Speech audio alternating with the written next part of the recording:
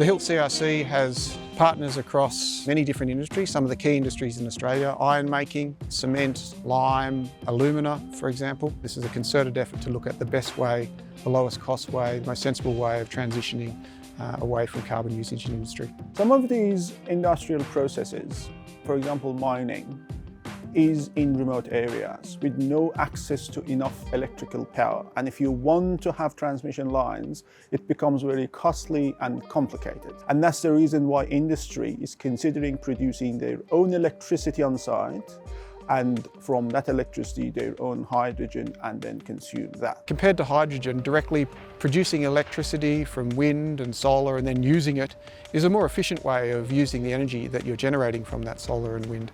So if you can directly electrify processes, you should definitely look at doing that.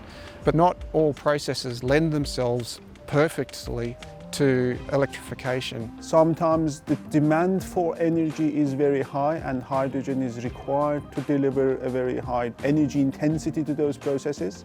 Sometimes hydrogen itself is a part of the process, so it actually functions as a feedstock. If you're retrofitting and you have an existing infrastructure, an existing furnace, there's this possibility of directly substituting an existing heat supply, such as burning natural gas, with hydrogen burners, for example, and providing heat to an existing infrastructure.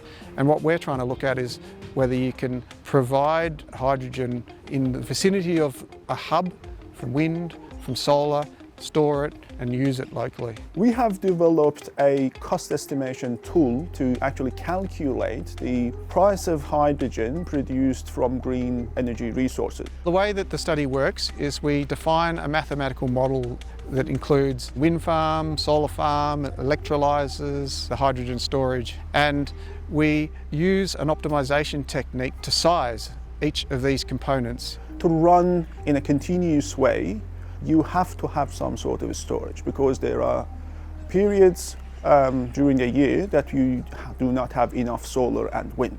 We showed that hydrogen storage does not add significant cost to green hydrogen, particularly if low-cost underground hydrogen storage is available in the region. One of the most surprising findings from the whole study was that the cost of hydrogen doesn't dramatically increase as you go up to what we call 100% capacity factor. If you supply hydrogen 100% of the time, as long as you have a fairly cheap form of energy storage, the cost is not going to dramatically increase. So the other components, for example power from renewables, is a major cost component, but storage is not.